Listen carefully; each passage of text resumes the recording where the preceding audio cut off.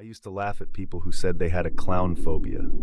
Used to. It started one night in early October, the kind of night where the air hangs thick and the quiet feels unnatural. I was driving home from work, a rural route I always took to avoid traffic. Long stretches of blacktop, no streetlights, just the hum of tires and my headlights slicing the dark. When I saw the first one, I thought it was a prank. He stood in the middle of the road, perfectly still. A clown. White face, red smile, sagging yellow jumpsuit. In one hand, a balloon. The other hung at his side, limp. The balloon floated lazily in the cool wind, and I remember thinking it was so red it didn't look real, like it was painted, glossy and dripping. I slowed down, expecting him to move. He didn't. I honked. Nothing. I flashed my brights. Still nothing. I eased the car forward until my bumper was maybe 6 feet from his knees. Then, without warning, the clown tilted his head sideways. Just a slow, deliberate motion, and grinned.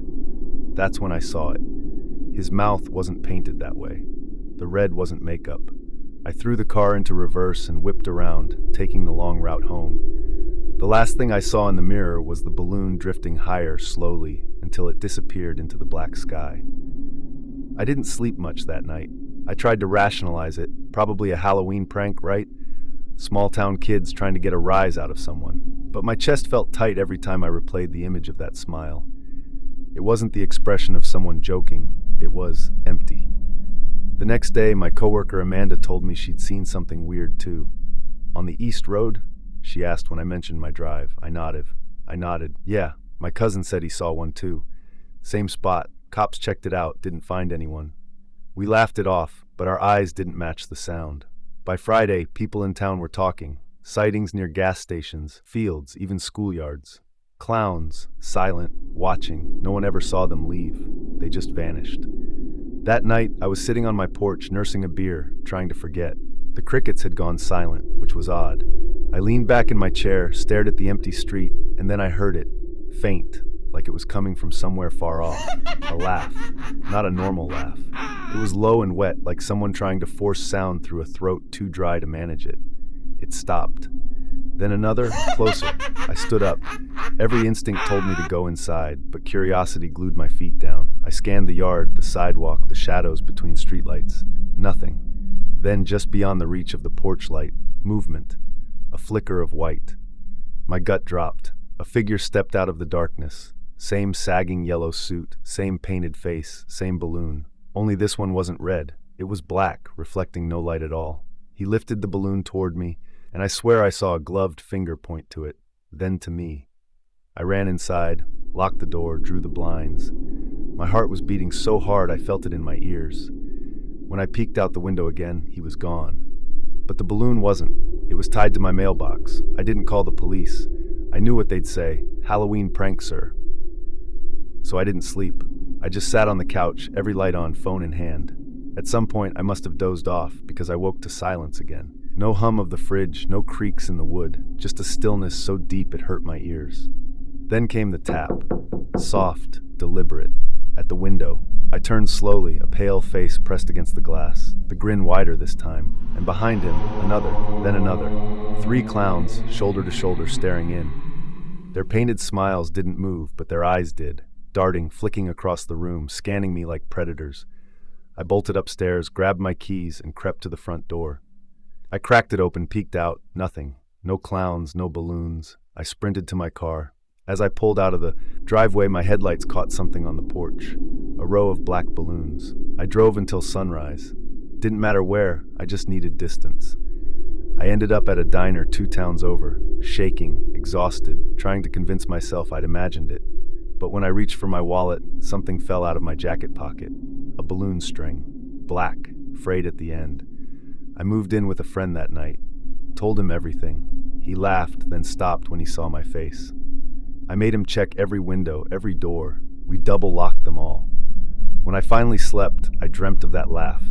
Only now, it wasn't far away. It was next to me. 3 days later, my friend went missing. They found his front door unlocked, his phone on the counter, and, you guessed it, a single black balloon tied to the chair where he'd last been sitting. No fingerprints. No evidence. Just that balloon. The police took my statement, but their eyes said it all. They thought I did it. or that I'd lost my mind. Maybe I have, because sometimes when I close my eyes, I see their faces, 3 clowns waiting.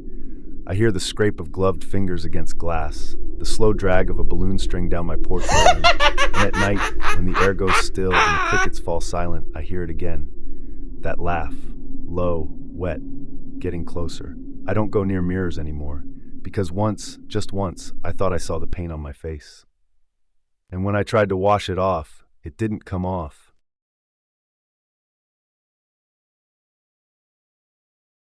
You know how some smells stick with you long after you leave a place? For me, it's paint. Not fresh, pleasant paint. No, this was the sour chemical reek of something mixed wrong.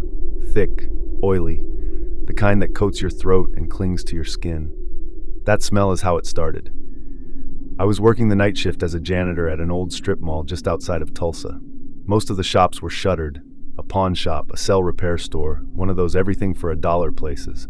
The whole building groaned when the wind hit, like it didn't want to still be standing. I liked the quiet, usually. No customers, no bosses hovering, just me, my mop, and the hum of flickering lights. But that night, it was too quiet. Even the hum felt distant. It was around 2:30 a.m. when I smelled it. Paint, sharp, overpowering. Coming from the far end of the hall, near a row of closed storefronts. That didn't make sense. Nobody had rented those spaces in years. Still, I followed it. The farther I went, the heavier it got, until my eyes watered. The smell led me to a store I'd never seen open, something called Jangles Playhouse.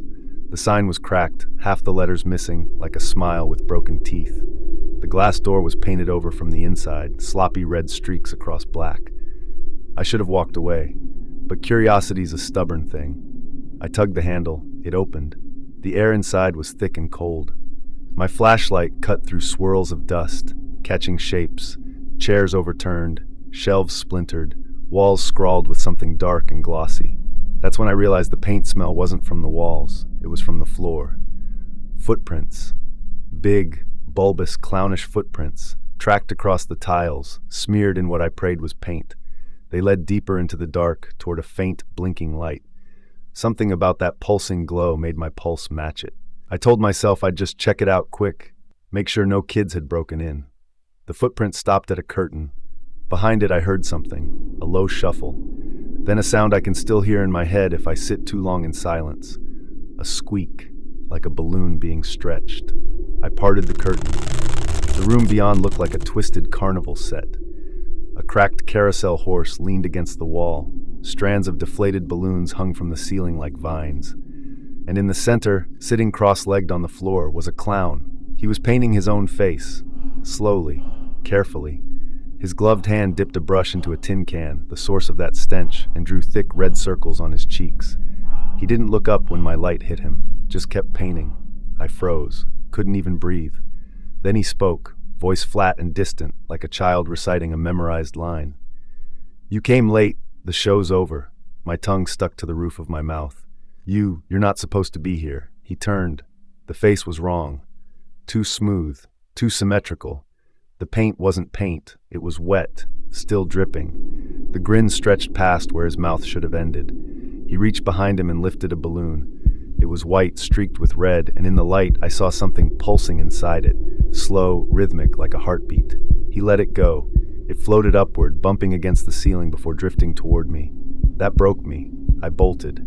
The hall outside was darker than before. I sprinted, but every turn looked wrong. Doors where there shouldn't be, walls closer together. My light flickered, and for a second I saw them. More clowns. Dozens. Standing in silence, some in tattered suits, others in ruffled collars stained brown. Their faces were all painted different, some smiling, some frowning, some featureless entirely. But they all had one thing in common. Their eyes. Empty sockets, glistening like wet clay. When my light blinked out completely, I heard the squeaks again. Dozens, maybe hundreds, echoing from every direction. The soft bounce of balloons brushing ceilings, walls. I screamed and swung the flashlight like a club. It connected with something solid. A face, a jaw. I heard the pop before I saw it. The light flared back on just long enough to see a clown crumpled on the floor, balloon deflated beside him. But as he fell, the others moved closer. No footsteps, just gliding.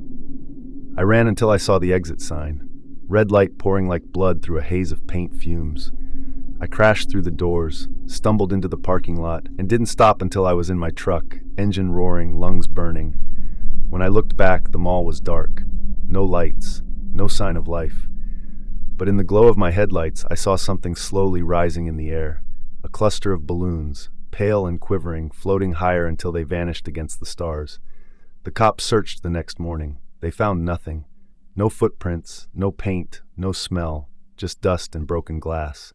They told me I'd inhaled something, maybe had a hallucination, but they couldn't explain the white balloon tied to my rearview mirror. I tried to scrape it off, but it stuck like glue. By the time I got home, the paint smell was in my truck, my clothes, my hair, and then the dreams started. Every night, I'm back in that hall.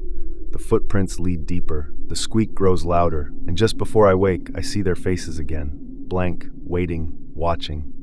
Last night, though, something changed. In the dream, one of them pointed at me, and this morning when I went to brush my teeth, I noticed something on my cheek, a red circle. Perfect. Wet. I scrubbed until my skin burned. It didn't come off, and now as I write this, that smell is back, thick, chemical, clinging to the walls of my room. I can hear squeaking in the hallway. Closer, closer. I think they found me.